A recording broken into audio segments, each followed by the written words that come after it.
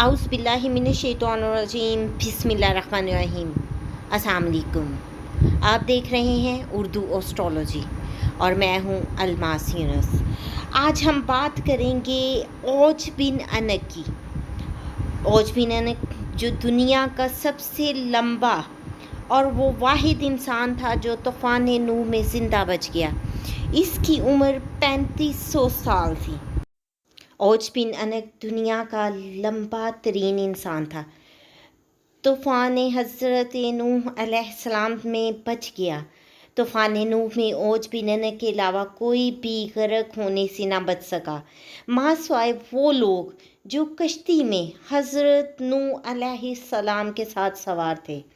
इसकी निजात का सबब ये था कि हज़रत नूह अलैहिस्सलाम को कश्ती बनाने के लिए सागवान की लकड़ी की ज़रूरत थी, मगर इसको उठा कर लाना मुमकिन न था।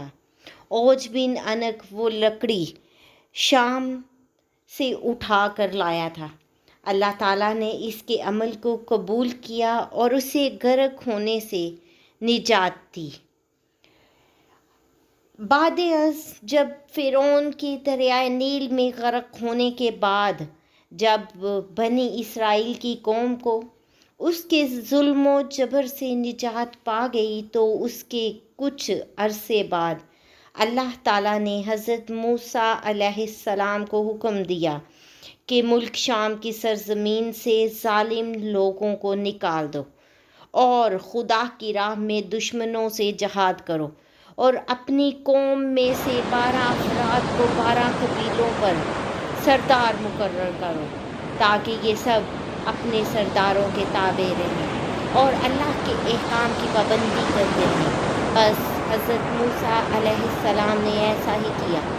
अल्लाह के हुक्म के मुताबिक हज़रत मूसा अलैहिस्सलाम और हज़रत हारून अलैहिस्सलाम जहाद के लिए सरदारों और कौम के साथ जब कनान के मुकाम पर पहुँचे, तो अपने सरदारों को हुक्म दिया कि वो मुल्क शाम जाकर वहाँ के जालिम लोगों के हालात मालूम करें।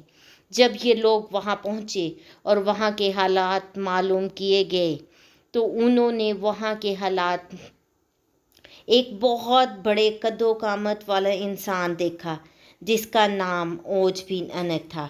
औज बिन आदम अलैहिस्सलाम के ज़माने से हज़रत मूसा अलैहिस्सलाम के ज़माने तक ज़िंदा रहा।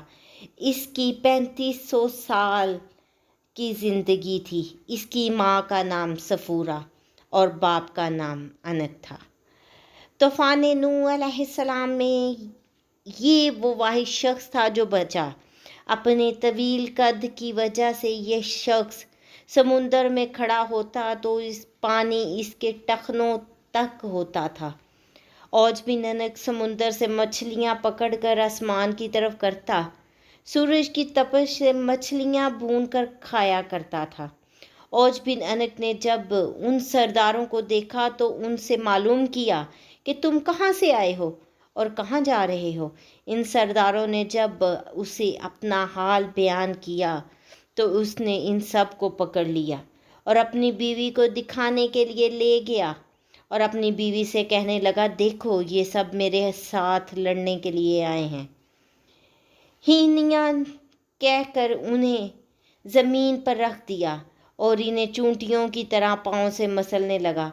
तो उसकी बीवी ने कहा, इनको छोड़ दो, ये कमज़ोर और नातवा हैं, खुद ब खुद चले जाएंगे, तुझको इन्हें मारने से क्या फ़ायदा होगा। बस ये सरदार जालिमों और जाबरों की कसरत से डर गए। वापस आकर उन्होंने मुल्क शाम की सारी बातें और दुश्मनों की कुव्वत के बारे में हज़रत मूसा अलैहिस्सलाम को गोश गुजार की और बयान किया कि वहाँ के फल बहुत बड़े हैं। अगर एक दाना अनार का निकालें तो आदमी सैर हो जाता है, और अगर अंगूर का एक दाना खाया जाए तो फिर दूसरा दाना ना खाया जाएगा। जो निशानियाँ और फल फ्रूट लाए वो हज़रत मूसा अलैहिस्सलाम को पेश किए। हज़रत मूसा अलैहिस्सलाम ने अपने सरदारों से कहा कि ये बातें अपनी कौम के लोगों को मत बताना कि दुश्मन की कुव्वत कितनी है, क्योंकि ये लोग तो पहले ही बुज़दिल और जहाद से भाग जाएंगे। حضرت موسیٰ علیہ السلام کے اس حکم پر 12 سرداروں میں سے صرف 2 سردار اپنے وعدے پر قائم رہے، باقی 10 سرداروں نے عہد شکنی کی اور قوم کے لوگوں کو وہاں کا سارا ماجرا اور اوج بن انق کے ہاتھوں پکڑے جانے کا واقعہ بھی بیان کر دیا۔ جب موسیٰ علیہ السلام کی قوم نے یہ سارا واقعہ سنا تو ڈر کر جہاد سے کترانے لگے اور مصر واپس جانے کی تیاری میں لگ گئے۔ حضرت موسیٰ علیہ السلام نے اپنی قوم سے فرمایا، اے لوگو، تم جہاد سے مت گھبراؤ اور جہاد سے مت بھاگو، کیونکہ اللہ تعالیٰ کا وعدہ ہے کہ میں تمہیں ان کافروں پر فتح دوں گا۔ تو قوم نے حضرت موسیٰ علیہ السلام کی قوم کے 2 سرداروں یوشع بن نون اور کلاد بن کتاوہ اپنے وعدے پر قائم رہے اور اپنی قوم سے کہنے لگے، اے قوم، ٹھہر جاؤ اور جہاد کرو، اللہ تعالیٰ تم کو فتح دے گا۔ اور حضرت موسیٰ علیہ السلام نے وعدہ کیا ہے، اللہ تم کو ضرور فتح دے گا اور ان کو ہلاک کر دے گا، جس طرح فرعون کو ہلاک کیا۔ جب تم لوگ اللہ پر یقین رکھتے ہو تو اس پر بھروسہ کیوں نہیں کرتے؟ قوم نے کہا، ہم ساری عمر وہاں نہیں جائیں گے۔ اے موسیٰ علیہ السلام، تو جان اور تیرا رب دونوں جا کر ان سے لڑو، ہم تو یہیں بیٹھے رہیں گے۔ حضرت موسیٰ علیہ السلام نے ان سے غصہ ہو کر ان کے لیے اللہ تعالیٰ سے بد دعا کی، جس کی وجہ سے شام کی فتح میں 40 سال کی تاخیر ہوئی۔ اس مدت میں بنی اسرائیل کے نافرمان لوگ جنگلوں میں بھٹکتے رہے۔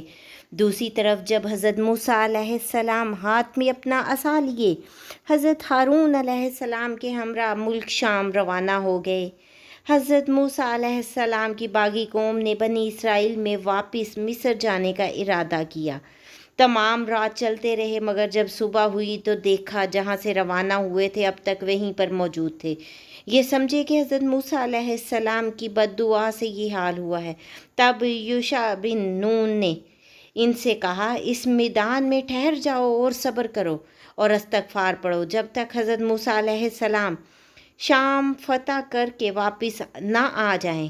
بنی اسرائیل کی قوم کے 6 لاکھ افراد حضرت موسیٰ علیہ السلام کی بد دعا سے 40 سال تک اس جگہ سے نہ نکل سکے۔ اس جگہ کا نام تیہ ہے، جو فلسطین، اردن اور مصر کے درمیان ایک میدانی علاقہ ہے۔ غرض کہ حضرت موسیٰ علیہ السلام جب اوج بن انق کے شہر کے نزدیک پہنچے تو لوگوں کی ہیبت ناک شکلیں دیکھ کر ڈرے اور اللہ تعالیٰ سے مدد مانگ کر آگے بڑھے۔ جب اوج بن انق نے ان کو دیکھا تو چاہا کہ پکڑ کر چونٹی کی طرح مسل دے اور کہنے لگا، تو بنی اسرائیل کا وہ سردار ہے جس نے فرعون کو اس کی فوج کے ساتھ دریائے نیل میں غرق کر دیا تھا۔ یہ کہہ کر اس نے حضرت موسیٰ علیہ السلام پر حملہ کر دیا۔ حضرت موسیٰ علیہ السلام کا قد 70 فٹ تھا اور انہوں نے 70 فٹ اچھل کر اپنا عصا، جو کہ حضرت موسیٰ علیہ السلام کے قد کے برابر تھا، اوج بن انق کے ٹخنے پر مارا، جس سے وہ گر کر ہلاک ہو گیا۔ کہا جاتا ہے کہ اوج بن انق کی لاش 40 سال تک وہیں پر پڑی رہی۔ اس عرصہ میں اس کا جسم گل گیا اور صرف ڈھانچہ رہ گیا۔ جب حضرت موسیٰ علیہ السلام اور جب ہارون جہاد سے سرخ رو ہو کر واپس لوٹے تو اس کے ڈھانچے کو اٹھا کر دریائے نیل پر رکھ دیا اور ایک عرصہ تک وہ ڈھانچہ دریائے نیل پر پل کا کام دیتا رہا۔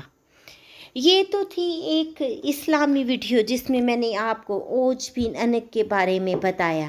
ویڈیو پسند آئے تو لائک ضرور کیجیے گا تاکہ ہم آپ کے لیے مزید ویڈیوز لے کر آتے رہیں۔ آپ اپنا فیڈ بیک دینا مت بھولیے گا۔ اس کے ساتھ مجھے اجازت دیں۔ اللہ حافظ۔